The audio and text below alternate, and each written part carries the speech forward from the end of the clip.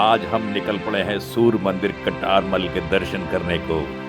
कहाँ से आपको अचानक ऐसे जानकारी मिली कि हमको वहाँ चलना चाहिए?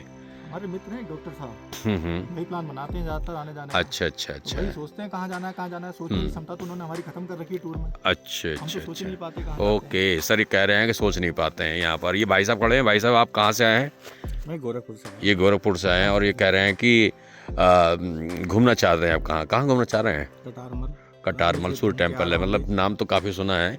और देखते हैं कि हम से कटारमल सूर्य टेम्पल पहुंच पाते हैं कि बहुत है। यहाँ से लगभग 20 किलोमीटर की डिस्टेंस दिखा रहा है। जी पहुंच जाएंगे हम लोग, टाइम से पहुंच जाएंगे। टाइम से पहुंच जाए ज़्यादा बढ़िया है, क्योंकि मैदान में कोहरा भी है और संभवतः दिक्कत होगी उसमें। हम शाम को अगर वापस बरेली जाते हैं तो इसलिए कोशिश करेंगे हम टाइम से वहाँ पहुँचे और जो भी देखते हैं। चलिए गाड़ी में बैठिए, फिर चलते हैं फटाफट, ठीक है?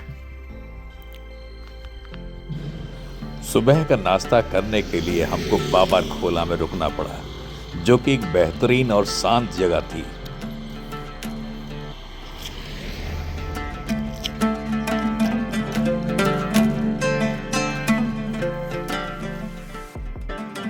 इसके बाद हमने शुरू की अपनी यात्रा अपनी डेस्टिनेशन पर, सूर्य मंदिर कटारमल की तरफ। जल्दी ही हम गेट के अंदर प्रवेश कर चुके थे और हम अपनी गाड़ी उस पतले रास्ते पे दौड़ा रहे थे, जो कि बहुत ही खतरनाक सा लग रहा था। इन रास्तों पर गाड़ी चलाना वास्तव में बहुत ही चैलेंजिंग था, क्योंकि जगह जगह पर बाड़ नहीं लगी हुई थी और अगर सामने से कोई गाड़ी आती तो उसको रास्ता देना भी बहुत ही डिफिकल्ट काम था। चूंकि सूर्य भगवान ने हमको बुलाया था, इसलिए हमारी गाड़ी स्मूथली चली जा रही थी। लेकिन दूसरी तरफ अगर हम देखें तो नीचे गहरी खाई थी। रानीखेत से कटारमल की दूरी लगभग 60 किलोमीटर की है और अल्मोड़ा से कटारमल की दूरी लगभग 16-17 किलोमीटर की है। चूंकि रास्ता ब्लॉकेज होने की वजह से हम अल्मोड़ा नहीं जा पाए थे, इसलिए हमें मजबूरी में रानीखेत जाना पड़ा था। रानीखेत से निकलकर हमें ये 60 किलोमीटर की दूरी तय करके कटारमल मंदिर जाना पड़ा। मंदिर का रास्ता एकदम सुनसान है।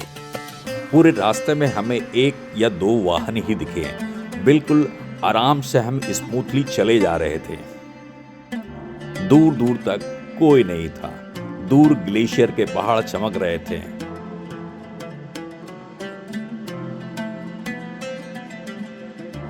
और आखिरकार हम मंदिर के मुख्य गेट पर पहुंचे, जहां पर पार्किंग के नाम से हमसे 30 रुपए लिए गए और उसके बाद तुरंत हम अंदर चलते हैं। लेकिन पार्किंग की कोई जगह नहीं थी और ना ही कोई बताने वाला था, ना कोई साइन बोर्ड था कि हमें इधर जाना है या उधर जाना है।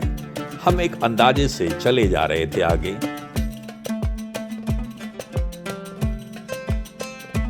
रास्ता यहां पे भी काफी पतला था। यहां हमने अपनी गाड़ी रोकी और अंकल जी ने हमको बताया कि आप इधर से चढ़ सकते हैं। बड़ा दुर्गम रास्ता था, स्टीप चढ़ाई थी और हम चलते हैं इस रास्ते पर। डर लग रहा था इस रास्ते पर चढ़ने में, क्योंकि जगह जगह पर फिसलन टाइप का रास्ता दिख रहा था। कुछ चमकीली सी चीज़ें गिरी हुई थी, ऐसा लग रहा था पैर स्किड हो सकता है, फिसल सकता है। लेकिन चढ़ रहे थे हम, क्योंकि हमें मंदिर जाना था। जोश और जुनून से भरे हुए थे हम।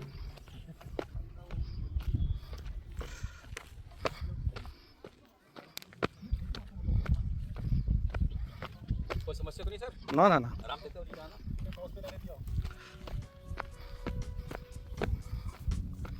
अब हम लोग मंदिर करीब पहुंचने वाले हैं, थोड़ा देर ऊपर ही मंदिर दिख रहा है।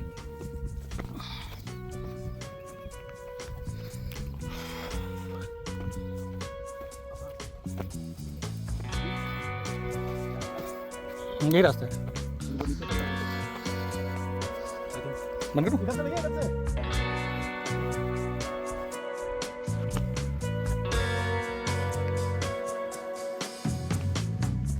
हम जिस रास्ते पे चढ़ रहे थे उसके दूसरी तरफ बहुत ही डरावना दृश्य था। सीधे सड़क दिख रही थी, यहाँ से पैर फिसला तो सीधे सड़क पे गए और सड़क के बाद नीचे।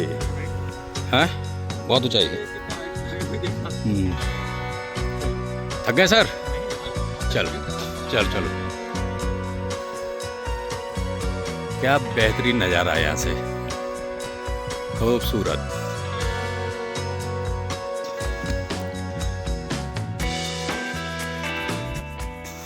हमारी तो सांसें फूलने लगी थी इतनी ऊंचाई पर चढ़ के। आप हमारी सांसों की आवाज सुन सकते हैं, किस तरह से हाँफ रहे हैं हम। टेबल आ सकते ले लो, एक जन ले लो, एक जन ले लो।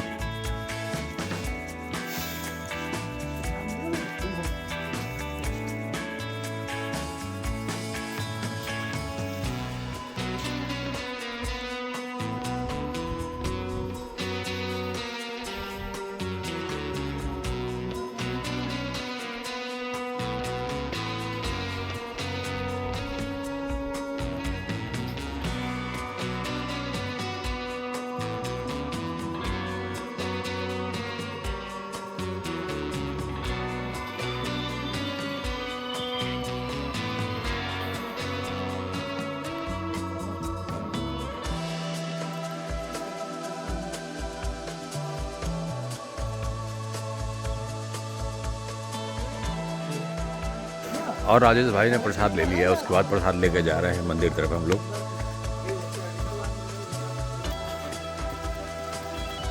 यहाँ से भी ऊपर चढ़ना था भैया, कितना ऊपर चढ़ना है, चढ़ते रहो चढ़ते रहो। और हम चले जा रहे थे ऊंचाई की तरफ। सामने हमको मंदिर दिखता है जहाँ पर एक पुजारी बाबा बैठे हुए हैं टीका लगाने के लिए। जूते उतार के हम पहले पुजारी बाबा के पास जाएंगे, इनसे टीका लगवाएंगे, कुछ दक्षिणा देंगे इनको, उसके बाद हम अंदर चलते हैं। जूते निकाल दीजिए यहीं पर।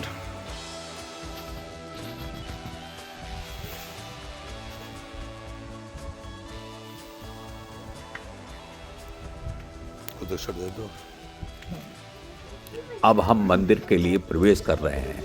मंदिर की सीढ़ियों पर चलते हुए हमको ऐसा लगा कि ये वास्तव में मध्यकालीन मंदिर है। लगभग 13वीं या 14वीं शताब्दी के आसपास मंदिर का निर्माण हुआ होगा।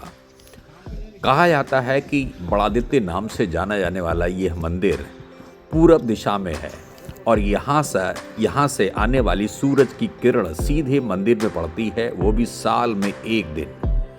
इस मंदिर के लिए ये भी कहा जाता है कि इस मंदिर की छत के ऊपर की गुंबद नहीं लग पाई थी और गुंबद अभी भी जमीन पर ये रखा हुआ है। मंदिर में जानकारी देने के लिए, इसके इतिहास के बारे में बताने के लिए आर्कियोलॉजिकल सर्वे ऑफ इंडिया ने यहाँ पूरा विवरण लिख रखा है।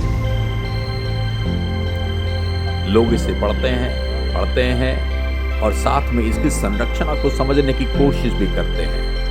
मंदिर का प्रांगण काफी बड़ा है और इसके चारों तरफ रेलिंग लगाई गई है सुरक्षा के दृष्टि से।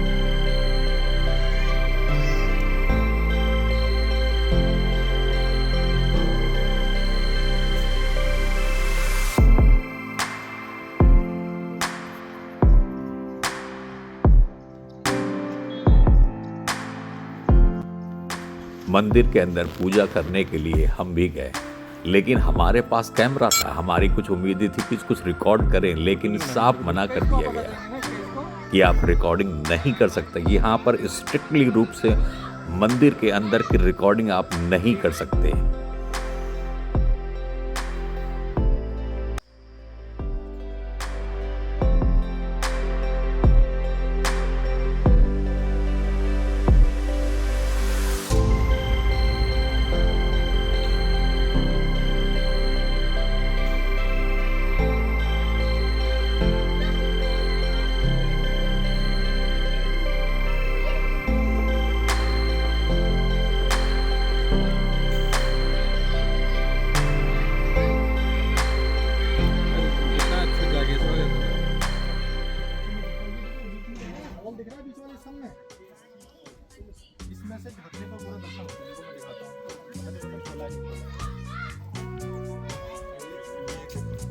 चूंकि मैं इतिहास का एक विद्यार्थी रह चुका हूं, इसलिए मैं बहुत बारीकी से मंदिर की संरचना को समझने की कोशिश कर रहा था। यहाँ पर पहाड़ की चट्टानों को काटकर बड़े बड़े शिलाओं में मंदिर का निर्माण किया गया है। लेकिन किसी भी मंदिर के अंदर कोई भी मूर्ति मुझे नहीं दिखी। सिर्फ मुख्य मंदिर के अंदर मूर्तियां रखी हुई थी, वो भी किनारे।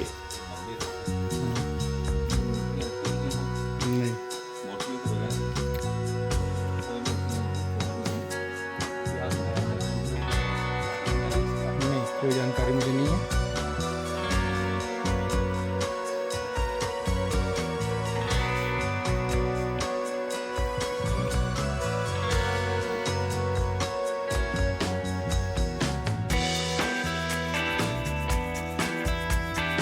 कि इनको कैसे बनाया गया होगा? उस समय किरान लेप नहीं जाता था।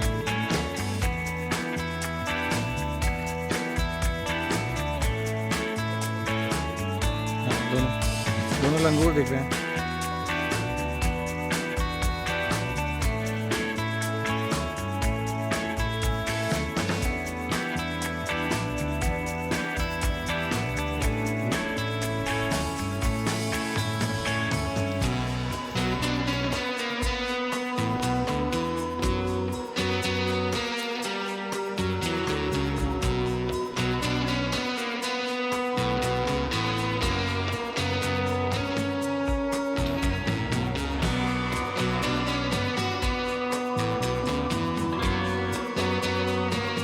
हमारा आपसे आग्रह है कि जब भी आप अल्मोड़ा आएं तो इस आइसोलेटेड प्लेस को जरूर विजिट करें। यह सूर्य मंदिर कटारमल वास्तव में अपने आप एक अजूबा है।